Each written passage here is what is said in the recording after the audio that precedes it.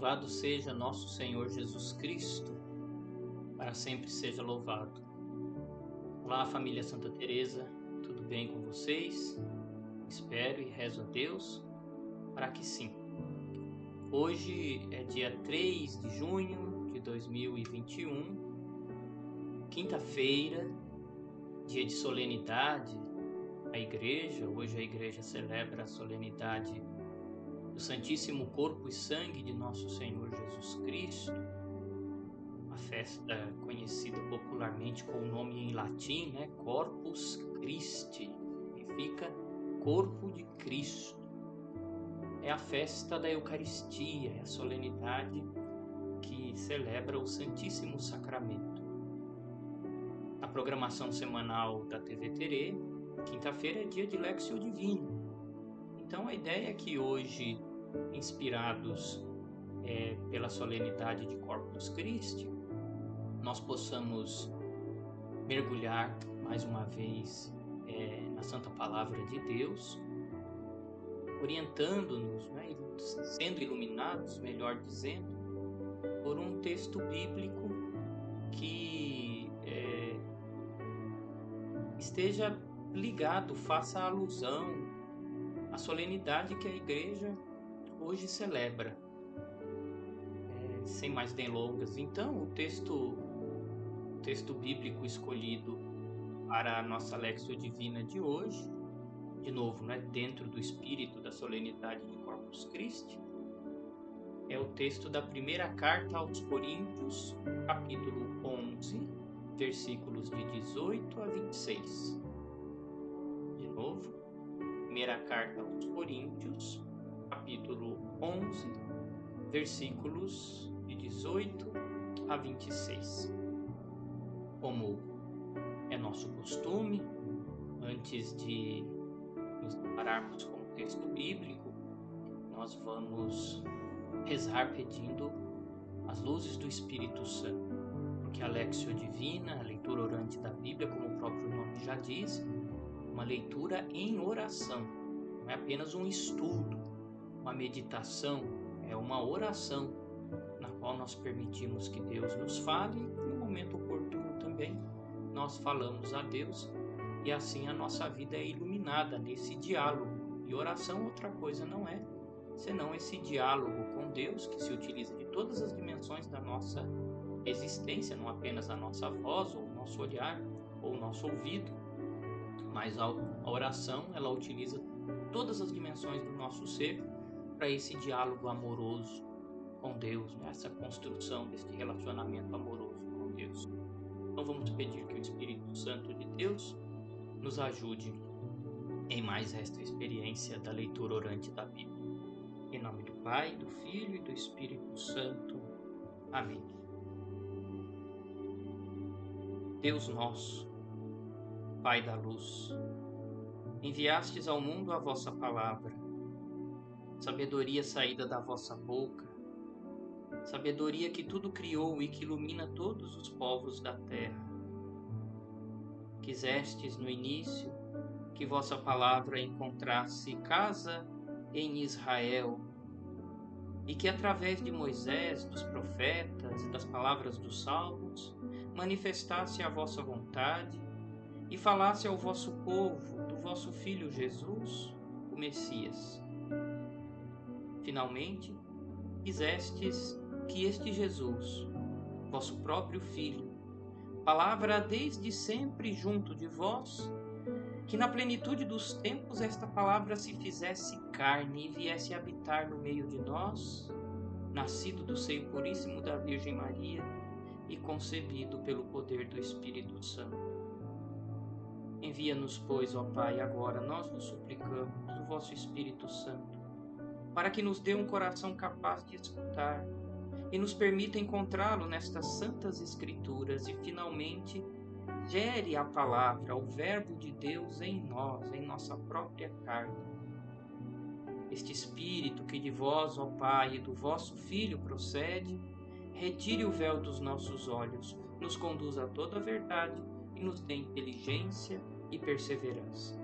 É o que pedimos, pelo mesmo Jesus Cristo, vosso Filho, nosso Senhor, que convosco, Pai, é Deus, e vive e reina na unidade do Espírito Santo. Amém. Vamos então à proclamação do texto escolhido para a Lectio Divina de hoje. Leitura da carta de São Paulo, apóstolo aos Coríntios. De São Paulo: antes de tudo, ouço dizer que quando vocês estão reunidos em assembleia, há muita divisão. E em parte eu acredito nisso. É até preciso mesmo que haja divisões entre vocês, a fim de que se veja e que se prove quem dentre vocês resiste a toda aprovação. Porque, de fato, quando vocês se reúnem, o que fazem não é comer a ceia do Senhor, porque cada um se apressa em comer logo a sua própria ceia, e enquanto um passa fome, o outro fica embriagado. Será que vocês não têm suas casas onde podem comer e beber? Ou desprezam a igreja de Deus e querem envergonhar aqueles que não têm nada? O que vou dizer para vocês? Devo fazer um elogio? Não. A esse respeito não posso elogiá-los. De fato, eu recebi pessoalmente do Senhor aquilo que transmiti para vocês. O que seja, na noite em que foi entregue, o Senhor Jesus tomou o pão e, depois de ter dado graças, o partiu e disse: isto é o meu corpo que é dado para vocês. Façam isso em memória de mim. Do mesmo modo, após a ceia, o Senhor tomou também o cálice e disse: este cálice é a nova aliança no meu sangue. Todas as vezes que vocês beberem dele, façam isso em memória de mim. Portanto, todas as vezes que vocês comem deste pão e bebem deste cálice, estão anunciando a morte do Senhor até que ele venha. Palavra do Senhor. Graças a Deus. Vamos ler mais uma vez, o texto da primeira carta aos Coríntios. Eu, como sempre, uso a tradução da Bíblia Pastoral, porque eu acho que ela é mais assim, acessível, mas vocês podem aí ir comparando as traduções nas Bíblias de vocês. Isso sempre enriquece a nossa leitura. Mais uma leitura, portanto. Antes de tudo, ouço dizer que quando vocês estão reunidos em assembleia, há divisões entre vocês, e em parte eu acredito nisso. É preciso mesmo que haja divisões entre vocês, a fim de que se veja quem dentre vocês resiste a esta prova. Porque, de fato, quando vocês se reúnem, o que fazem não é comer a ceia do Senhor, porque cada um se apressa em comer a sua própria ceia, e enquanto um passa fome, o outro fica embriagado.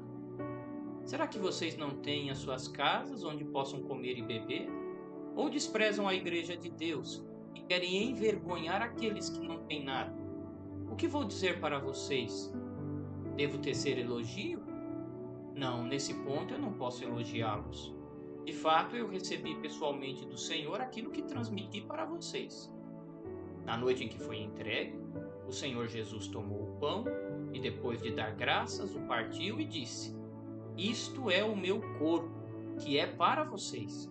Façam isto em memória de mim. Do mesmo modo, após a ceia, tomou também o cálice, dizendo: este cálice é a nova aliança no meu sangue. Todas as vezes que vocês beberem dele, façam isso em memória de mim. Portanto, todas as vezes que vocês comem deste pão e bebem deste cálice, estão anunciando a morte do Senhor até que ele venha.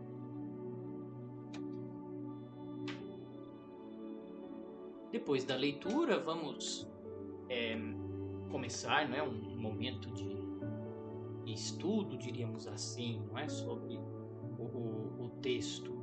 E essa espécie de estudo, como vocês sabem, acompanham as Lectios Divinas que eu oriento. Essa espécie de estudo eu costumo chamar de contexto.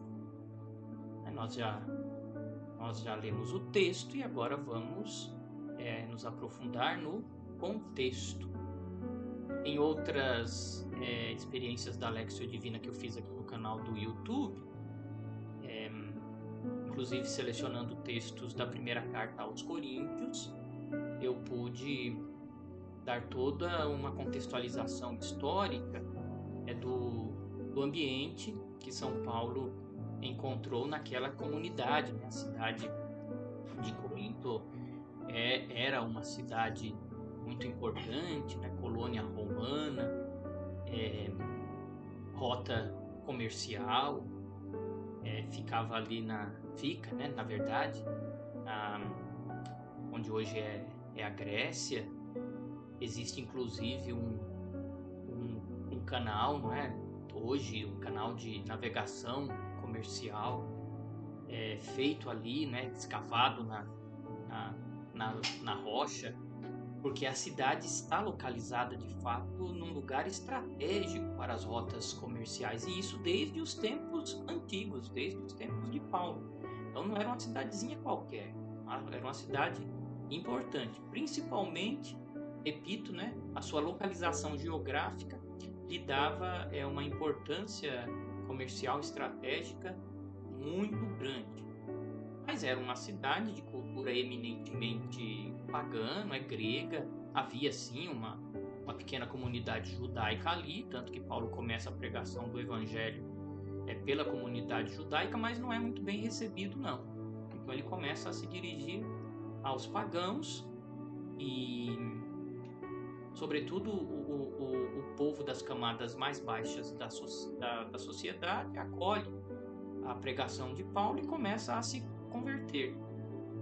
Havia também pessoas mais abastadas, e o texto que nós selecionamos para o Lexio Divina de hoje mostra muito bem isso, né? Essa diferença entre as classes sociais dentro da comunidade. Mas, enfim, né? No grosso, a maioria dos membros da comunidade fundada por Paulo em Corinto era de pessoas pobres. Vale dizer, né, Paulo visitou esta comunidade, esteve presente lá entre os anos 50 e 52 durante a sua primeira viagem missionária. Do contexto da carta, né, em linhas gerais, é mais ou menos isso. E o que nós podemos dizer do contexto desse texto, desse trecho da carta aos Coríntios que nós escolhemos para hoje, nós podemos dizer que este texto é o mais antigo testemunho sobre a Eucaristia. Paulo, portanto, é o primeiro autor bíblico a escrever sobre a Eucaristia. Este texto foi escrito no ano 56, vejam bem, 10 anos antes de serem escritos os primeiros textos do Evangelho. Os textos evangélicos começaram a ser escritos ali por volta do ano 70, né? Final dos anos 60, início dos anos 70, depois de Cristo. Então este texto da carta aos Coríntios é mais antigo ainda até do que os próprios evangelhos. Então, quando Paulo descreve a ceia, não é porque ele leu num evangelho, porque os evangelhos ainda não tinham sido escritos. Essa descrição que Paulo faz da ceia, e o que é mais importante, das palavras de Jesus, como ele disse, eu recebi do próprio Senhor. Aqui certamente ele se refere aos apóstolos, né? As testemunhas oculares, não é? da presença de Cristo, Pedro, Tiago, apóstolos com os quais Paulo conviveu, apóstolos que conviveram com Jesus, e Paulo, né, certamente fazendo perguntas, procurando conhecer um pouco mais a Jesus Cristo, então recebeu também este relato da última ceia, que ele apresenta agora para a comunidade de Corinto. Pois muito bem, no início a celebração eucarística se fazia depois de uma ceia, onde todos repartiam os alimentos que cada um levava. Então a celebração mais litúrgica acontecia depois de uma ceia. Este banquete, né, que costumava receber na igreja antiga o nome de ágape, o banquete do amor fraterno, do amor verdadeiro, do amor em Deus. Na cidade de Corinto, no entanto, surge um problema para a celebração do ágape. Nestas celebrações está havendo divisões de classes sociais e de mentalidades diferentes. Muitos chegam atrasados, provavelmente porque estavam trabalhando. Então aqui a gente coloca as classes mais baixas, né? Mais baixas. E estes que chegam depois não encontram mais nada. Resultado: em vez de ser um testemunho da partilha, da fraternidade, da união entre os fiéis em Cristo, esta celebração está se tornando lugar de ostentação, foco de discriminação e de muitos contrastes. A situação oferece então uma oportunidade para o discernimento que Paulo faz para esta crítica, não é, até bastante severa. Não posso elogiar vocês nem parecem que são cristãos. Nesse contexto, Paulo então relembra a instituição da Eucaristia. A Eucaristia é memória permanente da morte de Jesus como dom de vida para todos. A Eucaristia é a celebração da nova aliança, isto é, da nova humanidade, que nasce da participação no ato de Jesus, não só no culto, não só na liturgia, mas na vida prática, em todas as outras dimensões da vida. Não é apenas uma celebração que tem como objetivo cumprir um preceito litúrgico. Não, esta celebração deve frutificar em todas as dimensões da vida. Por isso, a comunidade que celebra a Eucaristia anuncia o futuro de uma reunião de toda a humanidade ao redor de seu pastor e mestre, que é o próprio Jesus. Então, do ponto de vista da contextualização, é mais ou menos isso. Agora vamos tentar percorrer um pouco os versículos, né, de maneira bastante geral assim, para percebermos quais são os principais apelos deste texto para a nossa vida. No início, Paulo apresenta esta realidade difícil, este problema que é o problema da divisão.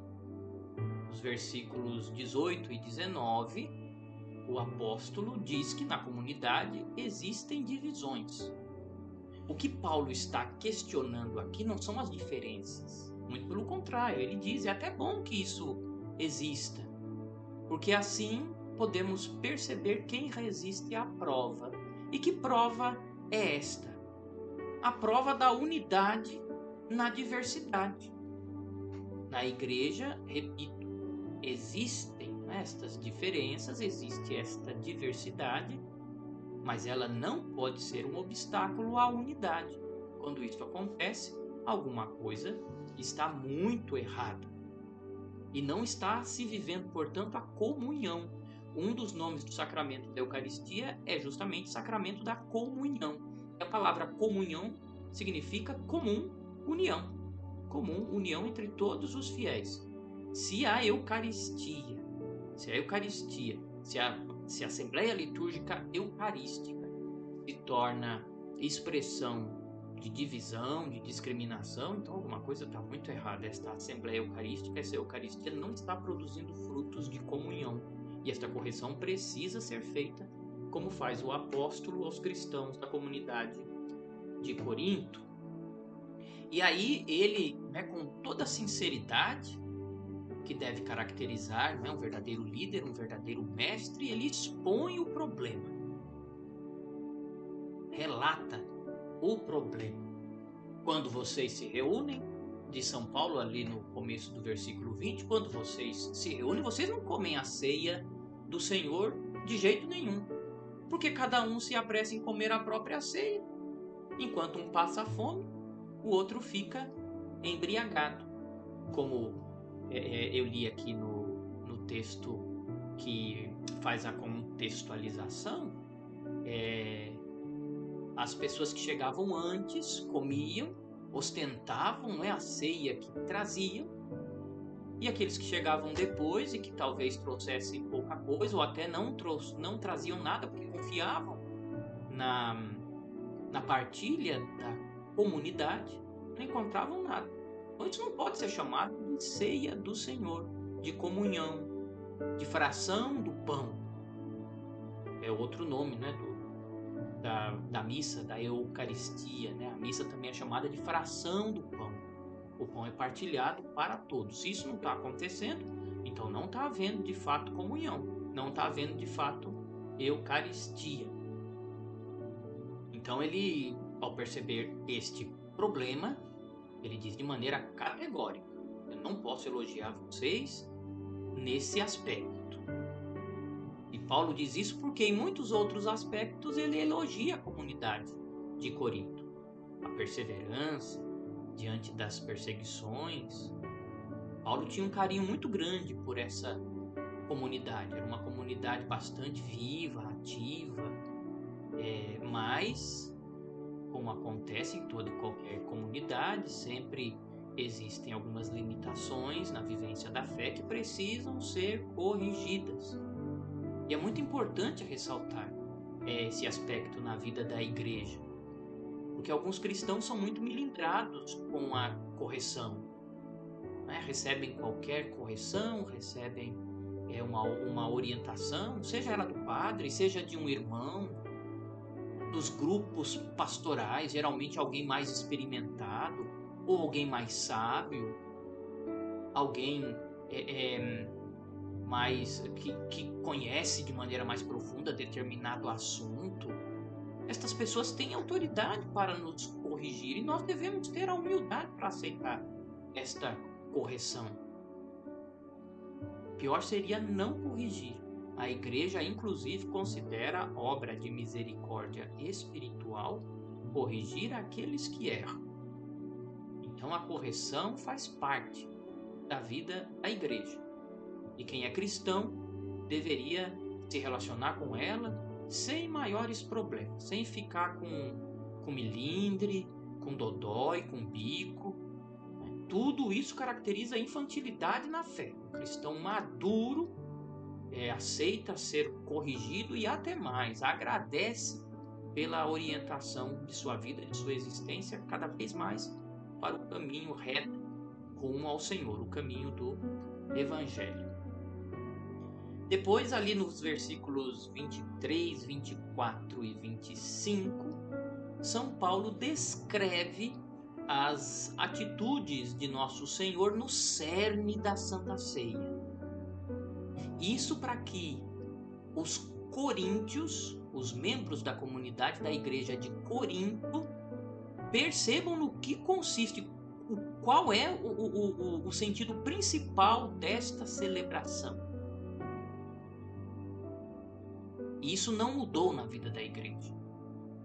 Qualquer católico que vá à missa, se a gente perguntar qual é o principal momento da Santa Missa, esse católico irá responder: é a consagração. É o momento no qual o padre repete sobre o pão e o vinho as palavras de Nosso Senhor. Isto é o meu corpo. Este é o cálice do meu sangue.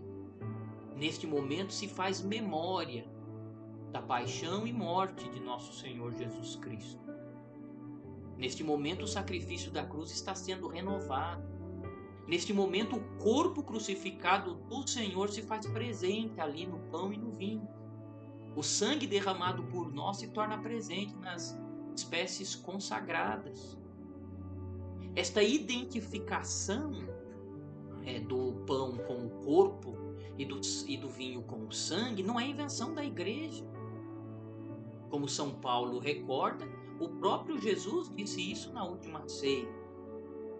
Na noite em que foi entregue, estou aqui no final do versículo 23, o Senhor Jesus tomou o pão e depois de dar graças, o partiu e disse: isto é o meu corpo, e é dado a vocês. Os discípulos poderiam dizer: mas Senhor, isso é um pão. Jesus diria: não, é o meu corpo. é o meu corpo. É preciso discernir estas palavras de Nosso Senhor e compreendê-las no seu sentido profundo. Quando a igreja afirma a presença real de Cristo nas espécies consagradas, não faz isso por loucura. A igreja é fiel à palavra de Nosso Senhor no Evangelho. Jesus não disse: isto é um símbolo do meu corpo, isto é a lembrança do meu corpo, isto é um sinal que remete ao meu corpo. Não.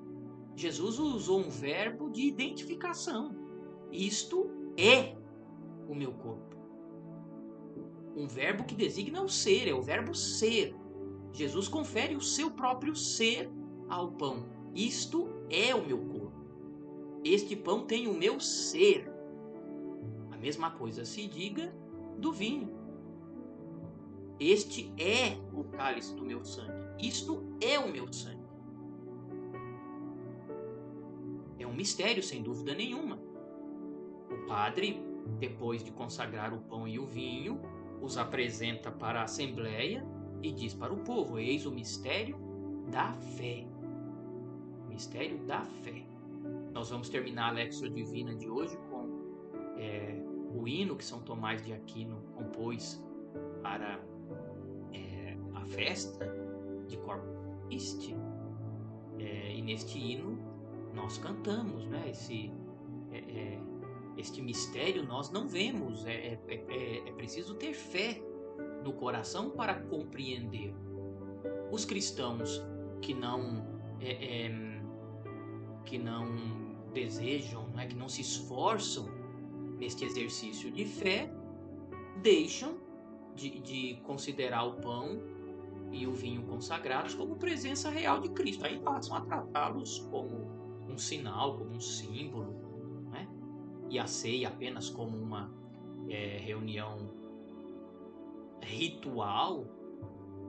Mas Jesus deixa claro: esta ceia é um memorial. Façam isso em memória de mim, para celebrar a minha memória, para que eu não seja esquecido, para que eu seja relembrado, para que o sacrifício da cruz seja renovado.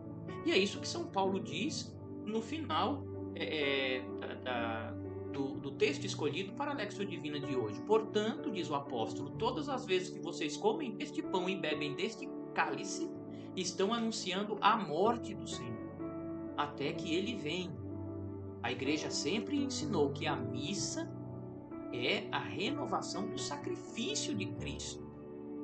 É uma concepção, é uma consciência que tem se perdido nos últimos tempos, principalmente por causa desse desvirtuamento da liturgia da missa, né? Hoje se faz missa de cura, missa das mãos ensanguentadas, missa disso, missa daquilo,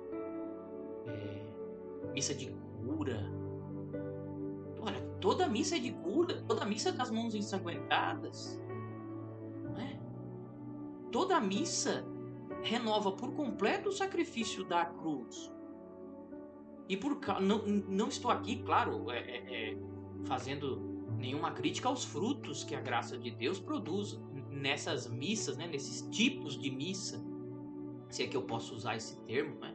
A missa da igreja é uma só. Quando a gente fica inventando demais, a missa corre o risco de deixar de ser a missa da igreja para ser a missa daquele padre, daquele grupo, daquela espiritualidade. Vejam vocês, meus irmãos, que até antes do Concílio Vaticano II, nós, os freis carmelitas, tínhamos um rito próprio para a missa. Este rito não foi abolido, né? Existe a missa própria dos carmelitas, nós, os freis, podemos celebrá-las, e os membros da Ordem do Carmo podem celebrá-la em momentos especiais, mas depois do Concílio Vaticano II, a Ordem do Carmo, assim como todas as outras ordens, todos os grupos da igreja aderiram à missa do chamado missal romano, a única missa da igreja. A igreja não, claro, excetuando-se, né, alguns grupos determinados e algumas outras igrejas, né, ritos que são ligados, igrejas com ritos, né, igrejas que são ligadas à igreja romana com ritos próprios, excetuando-se isso, a igreja não aprovou para a Igreja Católica Apostólica Romana nenhum outro rito que não fosse o rito ordinário, que é chamada Missa de Paulo VI, que nós, via de regra, participamos, e a missa extra e o rito extra, a forma extraordinária da missa. O rito é um só, em duas formas: a forma ordinária da missa, que é essa que nós costumamos participar, e a forma extraordinária, que é o chamado rito tridente, a missa tridentina, né? Mas é uma mesma missa.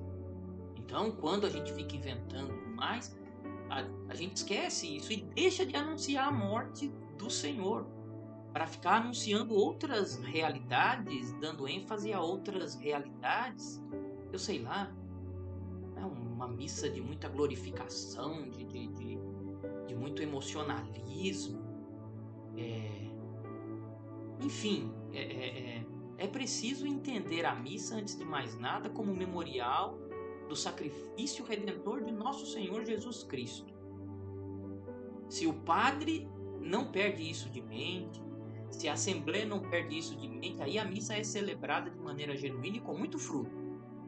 Quando a gente tira da consciência da celebração da missa o caráter sacrificial do corpo de Cristo, do sangue do corpo de Cristo imolado por nós na cruz, do sangue de Cristo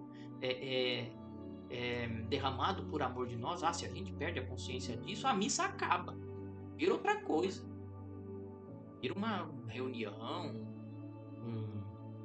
um show, uma expressão de emocionalismo. Mas, enfim, é claro que a missa é celebrada, né, de forma válida, né, porque o Espírito Santo, né, a graça que Deus derramou sobre a igreja supre, mas os fiéis deixam de beber, né, todo o mistério da Santa Eucaristia quando esta realidade do sacrifício não é colocada em evidência como tem que ser. Todas as vezes, repito, né, de São Paulo, que vocês comem deste pão e bebem deste cálice, estão anunciando a morte do Senhor até que Ele venha. Então, meus irmãos e minhas irmãs, vamos pedir a Deus a graça de nos achegarmos ao sacramento da Eucaristia, participarmos da missa, agora ainda mais iluminados, com todas estas luzes, né, que Paulo apóstolo nos concedeu, né, nos ofereceu com este trecho de sua primeira carta aos Coríntios. Que luzes são essas? Eucaristia é comunhão, é celebração de unidade da igreja, não é reunião para ressaltar divisões. E depois São Paulo nos ensina também que a celebração eucarística é o memorial do sacrifício de Jesus Cristo. É o sacrifício do Calvário que está sendo renovado. Façam isto em memória de mim. É o meu corpo que é entregue por vós, será dado por vós. O cálice é o meu sangue que será derramado por vós e por todos. Façam isto em memória de mim. E finalmente, ao recordar as palavras de nosso Senhor, São Paulo realça aquilo que a igreja cristã, a igreja católica, não apenas a igreja católica romana, as igrejas católicas ortodoxas também, sempre ensinaram e deixam muito claro que nas espécies consagradas do pão e do vinho está presente corpo, sangue, alma e divindade, a segunda pessoa da Santíssima Trindade, a palavra de Deus que se fez carne no seio puríssimo da Virgem Maria. No sacramento da Eucaristia está vivo e presente nosso Senhor Jesus Cristo. É mistério de fé que, com a graça de Deus, nós queremos crer, no qual, com a graça de Deus, nós queremos crer com cada vez maior intensidade, com amor cada vez mais profundo, com piedade cada vez mais verdadeira. Que Deus, de novo, né, que Deus nos dê a graça de receber todos esses ensinamentos, orientar a nossa vida eucarística por eles e assim receber, né, o sacramento da Eucaristia de modo cada vez mais adequado, participar da missa de modo cada vez mais frutuoso, a fim de que estes frutos do sacramento da Eucaristia sejam benéficos não apenas para nós, mas para todas as pessoas que conosco convivem e para o mundo inteiro. Assim seja. Vamos terminar este momento de Lectio Divina, como começando, né, rezando. E como eu havia já adiantado, para terminarmos uma de oração, nós vamos rezar o hino que Santo Tomás de Aquino compôs para a Santíssima Eucaristia. Este hino recebe em latim o nome de Tantum Ergo, né? Tantum Ergo. Ou então, né, nas primeiras palavras, né, Pange Lingua, Pange Lingua, cante a minha língua, né? Clame a minha língua. Existe uma tradução bastante conhecida que está no Liturgia das Horas. Este é o livro oficial, né, de orações da Igreja, o livro dos ofícios divinos. No ofício divino das primeiras vésperas da festa de Corpus Christi, a oração da tarde, né, na véspera da solenidade de Corpus Christi, a Igreja, no início do ofício das primeiras vésperas, canta o seguinte: vamos todos louvar juntos o mistério do amor, pois o preço deste mundo foi o sangue redentor recebido de Maria, que nos deu o Salvador. Veio ao mundo por Maria, foi por nós que ele nasceu, ensinou sua doutrina, com os homens conviveu, no final de sua vida um presente ele nos deu. Observando a lei mosaica, se reuniu com os irmãos. Era noite, despedida, numa ceia, refeição. Deu-se aos 12 em alimento pelas suas próprias mãos. A palavra do Deus vivo transformou o vinho e o pão no seu sangue, no seu corpo, para a nossa salvação. O milagre nós não vemos, basta a fé no coração.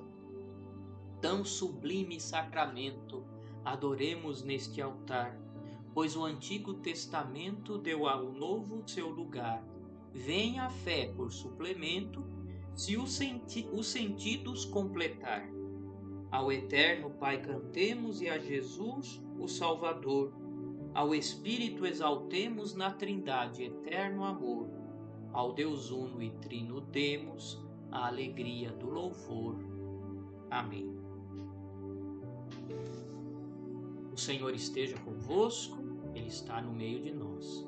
Abençoe-vos, Deus Todo-Poderoso, Pai e Filho e Espírito Santo. Amém. Muito obrigado por me acompanharem mais uma vez nesta experiência da leitura orante da Bíblia. Espero em Deus e, de fato, mais esta experiência produza muitos frutos na vida de cada um, de cada uma de vocês. Tenham o meu abraço, fiquem com o meu abraço, que, se Deus quiser, daqui a pouco tempo será não apenas virtual, mas também, acima de tudo, material. Cuidem-se, viu? Cuidem-se. Enfim, que Deus permaneça com todos vocês e os abençoe, hoje e sempre. Amém. Até mais.